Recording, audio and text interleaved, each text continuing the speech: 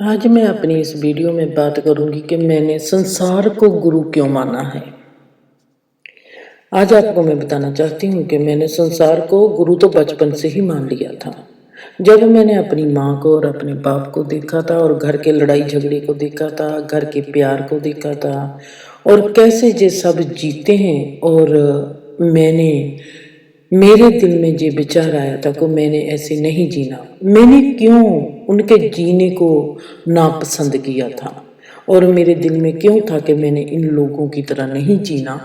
और उस वक्त मैंने संसार को गुरु माना था, क्योंकि मेरे ख्याल में ये था, परमात्मा ने उस वक्त पाया हुआ था कि परमात्मा ने अगर मुझको क्रिएट किया है तो कि उसका कोई ना कोई तो मतलब होगा, मकसद होगा।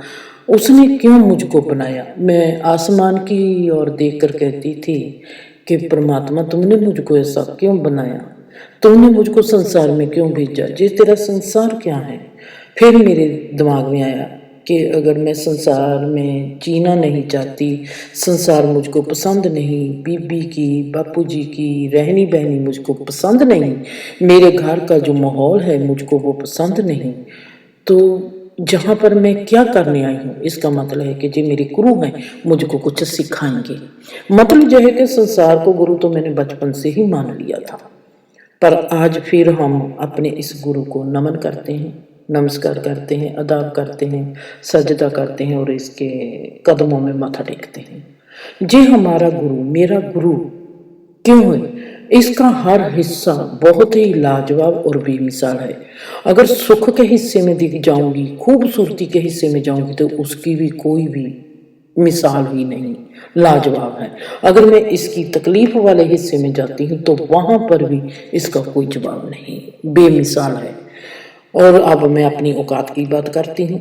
औकात, मेरी औकात तो जहां पर कुछ भी नहीं, किसी भी रूप में, किसी भी रंग में फिट ही नहीं होती।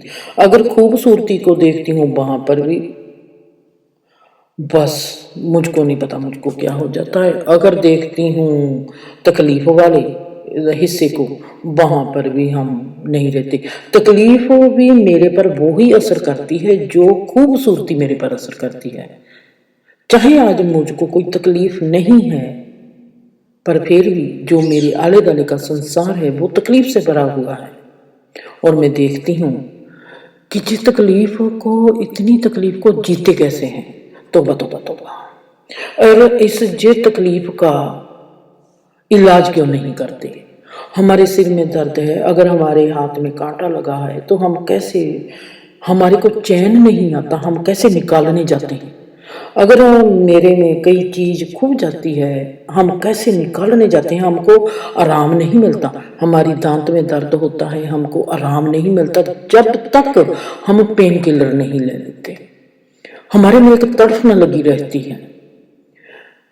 अगर हमारे जीने में दुख होगा, अगर हमारे में तकलीफ होगी, अगर हमारे में घुटन होगी, बेबसी होगी, लाचारी होगा, तनाव होगा, मैं जी कैसे सकूंगी।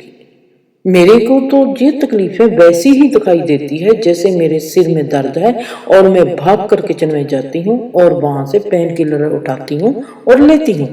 20 मिनट इंतजार करती हूँ कि वाह, जब पेन किलर ले लेती हूँ, आराम आता है तो मैं कहती हूँ वाह, कहती हूँ थैंक्स गॉड, तुमने ये मेडिसिन बना दी। और हम, जब मैं दुनिया की तकलीफ देखती हूँ तो मैं तो वहां पर अपने आप को फिट नहीं कर पाती। तो हरिओम तत्सत, ला इलाहा इल्लल्लाहु मुहम्मद रसूलुल्लाह, वाहिगुरु वाहिगुरु वाहिगुरु। ऐसे करती हूँ, भागती फिरती हूँ और सोचती हूँ अपने आले दुआले को देखकर कि ये अपने मानसिक रोगों का इलाज क्यों नहीं करते। मेरे लिए ये मेरा सवाल उतना ही जरूरी है, मेरे लिए ये सवाल को समझना उतना ही जरूरी है जितना मेरे को आज ये समझना जरूरी है कि परमात्मा ने इस रचना को कैसे रचा, इस रचना के रचने के पीछे उसका मकसद क्या है, उसका अनुभव क्या है। और वैसे ही मैं देखती हूँ कि जब कोई रिश्ता दूसरे रिश्ते को तकलीफ देता है, वो क्यों देता है, वो ऐसे क्यों करता है। पहली बार मेरी जिंदगी में ऐसी घटना घटती है कि मैं पहली बार जिंदगी में बहुत झूठ बोलती हूँ। और मैं झूठ भी ऐसे बोलती हूँ, मेरे को ये नहीं होता कि अगर कल को इनको पता चलेगा कि ये झूठ बोलती हैं तो मेरा क्या होगा। मेरे को ये पता, मेरे में सिर्फ ये है कि अगर इनको कल को पता चलेगा कि ये झूठ बोलती है, मैं झूठ बोलती हूँ उनके फायदे के लिए। जो मैं कहना चाहती हूँ, अगर मैंने सीधे अल्फाजों से वो बात कही, उन पर कोई असर नहीं। अगर मैंने एक को समझाना चाहा, उसको कोई उसके पास मेरा कोई प्रभाव नहीं पड़ा उस पर। और अगर मैंने दूसरी पार्टी को समझाना चाहा, उस पर कोई असर नहीं पड़ा। वो अपनी ही मौज में जाते हैं। वो कहते हैं कि हमको ये चाहिए तो हमको ये चाहिए, चाहे गलत है हमको ये चाहिए, चाहे समाज उसकी इजाजत नहीं देता, धर्म उसकी इजाजत नहीं देता, रिश्ता उसकी इजाजत नहीं देता, पर वो लोग ऐसे हैं कि उनको वो चाहिए तो चाहिए। मैंने सोचा कि चलो मुझको ऐसी चीजें दिखाई देती हैं परमात्मा की जिंदगी की, मैं इसके लिए उनको रोकती हूँ कि आने वाला वक्त बुरा है। मैं उनकी जो राह है उसको मोड़ देना चाहती हूँ और उनका असर नहीं होता। पहली बार मैंने जिंदगी में इतना झूठ बोला है, माशाल्लाह, क्या बात है। मैं सोचती हूँ परमात्मा की ओर देखकर कहती हूँ कि जो भी मैंने काम नहीं किया, तू परमात्मा की किस खेत का है। हम तो आम कहावत कहते हैं कि तू किस खेत की मूली है। मैं परमात्मा को कहती हूँ तू किस खेत का है परमात्मा, कि तुमने मेरे से ये भी काम करवाना था। वाह माशाल्लाह, बहुत खूब। और मुझको झूठ बोलने में बिल्कुल भी इतराज नहीं हुआ, क्योंकि मैं झूठ क्यों बोल रही हूं उसके पीछे का जो रीजन है वो बहुत बड़ा है। और मैं देखती हूं कि इंसान अपनी चाहना में कितना अंधा है। फिर वहां पर मुझको बाबा नानक की बात सुनाई देती है, कूड़ फिरे प्रधान विला। फिर वहां पर मुझको मेरे आके जीसस आते हैं, कहते हैं कि अंधा अंधे को रात करता है। वाह, अपनी चाहना जो तकलीफ देगी, जो हमारे को गलत मार्ग पर लेके जाएगी, ये परमात्मा की रची हुई रचना कितनी है। वो मुझको ऐसे नहीं कि उसने मुझको परमार्थ के बारे में अगर जे समझ देनी है तो वो मुझको परमार्थ के बारे में समझ देगा। ओ परमात्मा क्या है, जे ब्रह्मांड क्या है, जे साइंस के जरिए हम रचना को कैसे देखते हैं, टेक्नोलॉजी के जरिए हम रचना को कैसे देखते हैं। नहीं, हम जहां पर एक चीज के और भी हम देखते हैं, वो दिखाएगा। हमारे को पॉजिटिव के भीतर से ही नहीं निकालेगा, वो हमारे को नेगेटिव के भीतर से भी निकालेगा। मैंने इस रचना को पूर्ण रूप में समझना है। अगर मैं कहूंगी कि मैं पॉजिटिव होकर ही समझ सकती हूँ, ये झूठ है। जहां पर बाबा हमारे रहरास में कहते हैं दुख दारू सुख रोग भया, हमने बहुत कम सीमा तक इस लाइन को समझा है, बहुत थोड़ी सी सीमा तक इस अल्फाज को समझा है, दुख दारू सुख रोग भया। हमने नेगेटिव रूप के भीतर में से भी जाना है। खूबसूरत सड़क है जो एक समुद्र के किनारे किनारे पर जाती है, एक टनल भी है जो पहाड़ी के भीतर से जाता है। जो दुख है जे जीवन को गहराई देते हैं, जो सुख है जे जीवन को ऊंचाई देते हैं। पॉजिटिव रूप सदा ही हमारे को पहाड़ी के ऊपर लेके जाएगा, जो दुख है वो पहाड़ी की जो नीचे घाटी है उसमें उतारेगा। हम तब तक सही समझदार नहीं हो पाएंगे जब तक हमारे में पहचान घाटी क्या है और पहाड़ी की ऊंचाई क्या है, ये दोनों की समझ हमारे में पूर्ण रूप में नहीं खिलेगी।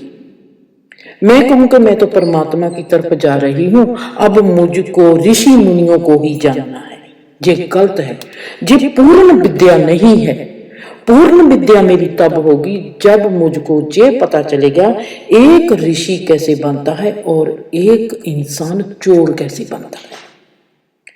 चोरी भी मेरा एक प्रैक्टिकल हो गया, जिसको मैंने होश से देखना है। जैसे मैं होश से देखती हूं कि जे मेरे में एक आज फकीर पैदा होता है, एक सन्यासी पैदा होता है, मेरे में आज त्याग है, तो मुझको ये भी देखना पड़ेगा कि आज मेरे में राग भी पैदा हो रहा है। राग किस चीज का है? परमात्मा का है। त्याग किस चीज का है? नेगेटिव रूप का है। नेगेटिव रूप को भी जानना उतना ही जरूरी है जितना पॉजिटिव रूप को पाना। पॉजिटिव रूप को पूर्ण रूप में मैं तब ही पा सकती हूं जब मैं पूर्ण रूप में अपने नेगेटिव रूप के एहसास को भी समझ पाऊंगी। मैं देखती हूं कि मैंने पहले जब आपको कहा कि मैं देखती हूं कि जब मेरी गैर मौजूदगी हो जाती है, मैं गैर हाजिर हो जाती हूं, तो मेरे में प्यार भर जाता है और मुझको हर चीज का प्यार आता है, चाहे वो दुख है चाहे वो सुख है। वैसे ही जब हम परमात्मा को पाना चाहते हैं कि परमात्मा क्या है, परमात्मा की सही पहचान क्या है, परमात्मा की सही पहचान हमको तब आएगी जब हम एक ऋषि को और एक चोर को, या एक ठग को, एक बदमाश को भी पूर्ण रूप में समझ लेंगे, क्योंकि परमात्मा की एनर्जी दोनों में है। जब हम परमात्मा को सही रूप में पहचानना चाहते हैं, जीवन का सही रूप जानना चाहते हैं, तो हमको जीवन की एनर्जी का भी एक्सपीरियंस चाहिए और हमको मौत की एनर्जी का भी एक्सपीरियंस चाहिए। मेरा जो जीवन का बहुत ही गहरा पहला एक्सपीरियंस है कि जब मैं झूठ बोलती हूं दोनों पार्टियों को अलग करने के लिए, अगर वो दोनों पार्टी साथ चलती है, वहां पर एक बहुत बड़ी घटना घटेगी जो कि बहुत नेगेटिव है। अगर वो एक वक्त को गुजर जाने देती है, उसके बाद वो दोनों साथ चलते हैं, वो वक्त गुजर गया। तीन चीजें एक साथ नहीं रह सकती। अगर कोई घटना घटती है जिंदगी में, तो वहां पर उस घटना को घटने के लिए उन दो चीजों का होना जरूरी है, चाहे वो दो व्यक्ति हैं, चाहे वो जीव है, चाहे कुछ भी हो जिसके साथ वो घटना घटनी है, वो ही स्थान चाहिए और वो ही वक्त चाहिए। अगर वो स्थान नहीं, अगर वो वक्त नहीं, फिर जहां पर एस्ट्रोलॉजी कम आएगी। अगर मैंने कहा कि जो लिखा है वो ही होगा। कर्म होते हैं तीन प्रकार के। 33% जो कर्म है, एक हिस्सा जो कर्म है, हम चलते सोच कर चलते हैं कि हमारे पास 99 काम है, हमारे कर्म है जो हमने 99 किए हुए हैं, उसका जो एक हिस्सा है, तीन हिस्से करेंगे, एक हिस्सा कर्म हमने कर लिए हैं जिनका भुगतान होगा ही होगा, जो पक्का है, जिसको हम किस्मत का नाम भी दे देते हैं। हमारा वो कर्म पक्का हो गया, वो रुख बड़ा हो गया, उसको जो फल लगेगा हमको भुगतना ही पड़ेगा। एक कर्म है जो अब हमने करना है उन कर्मों के जरिए में, जहां पर हमारी कॉन्शियस कर्म करेगी, जैसी हमारी ज्ञान इंद्रियां, जैसी हमारी कर्म इंद्रियां हमको दिखाएंगी, जैसे हमारे हालात बनेंगे, उन हालातों के जरिए में हम कैसे गुजरते हैं, वहां पर नए कर्मों का बखेड़ा शुरू होगा। जब आप में ये बात आ जाए, मैं करूं या ना करूं, आपके पास चुनाव आ गया, आपको ऐसा लगा कि मैं पूर्व को जाऊं या पश्चिम को जाऊं, मैं करूं या ना करूं, मैं क्या करूं, जिस सवाल ही खड़ा हो गया, करूं या ना करूं। ये है नए कर्म। आप कैसे करते हैं? एक कर्म वो होते हैं जो अभी कच्चे होते हैं, वहां पर कच्चे कर्मों को जब एस्ट्रोलॉजी कहती है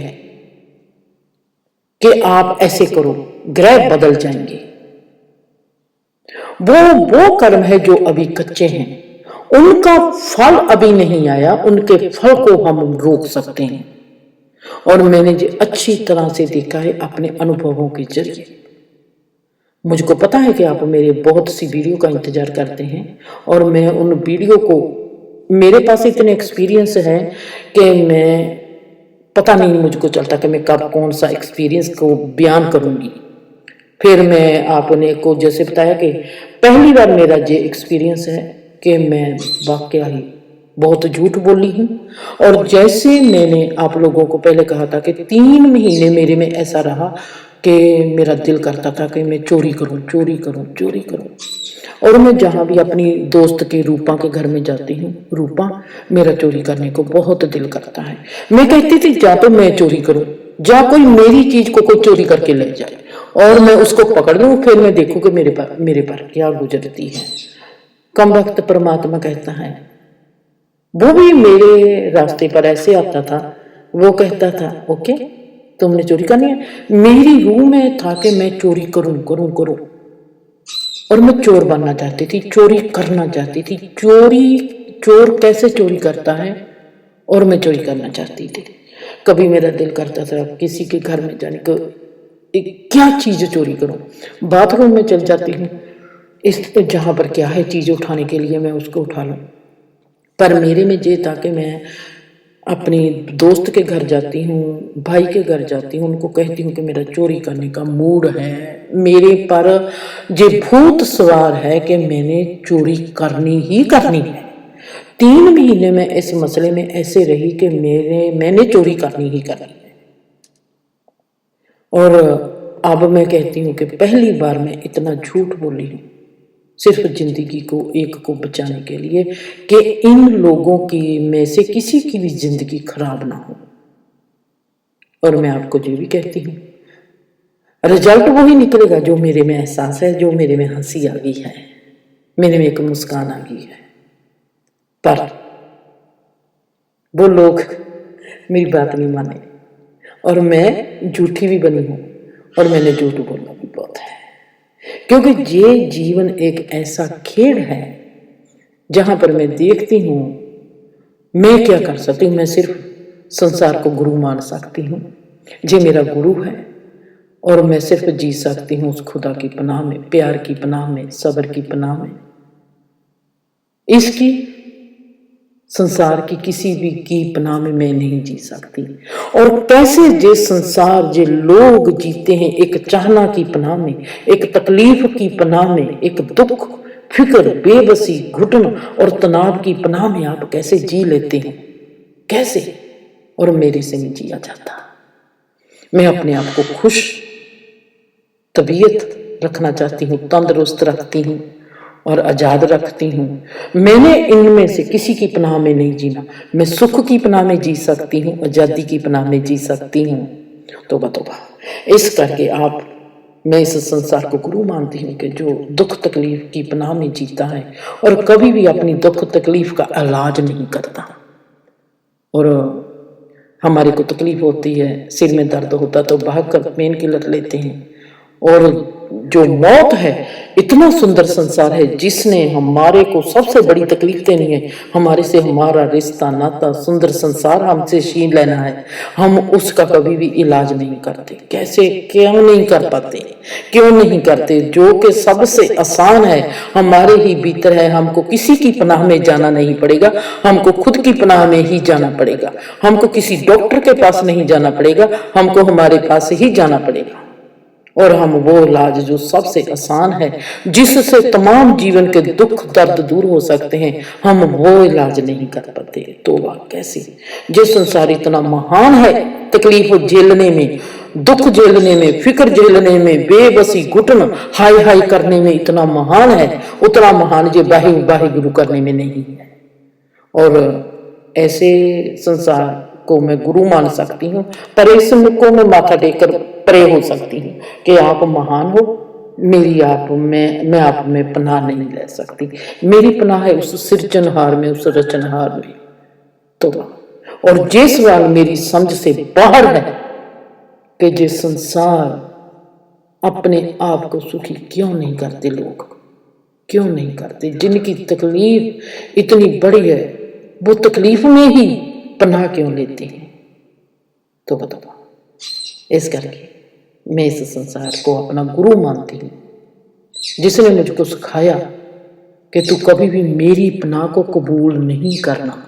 मैं तकलीफ का घर हूं, मेरी पनाह में कभी नहीं आना। मेरे में जीना और मेरे को समझना कि मैं क्या हूं, पर मेरी पनाह में कभी नहीं आना। मैनू मुझको संसार ने ये सिखाया कि ये संसार पनाह के लिए नहीं है, ये संसार सिर्फ एक सबक के लिए है। खुश रहो।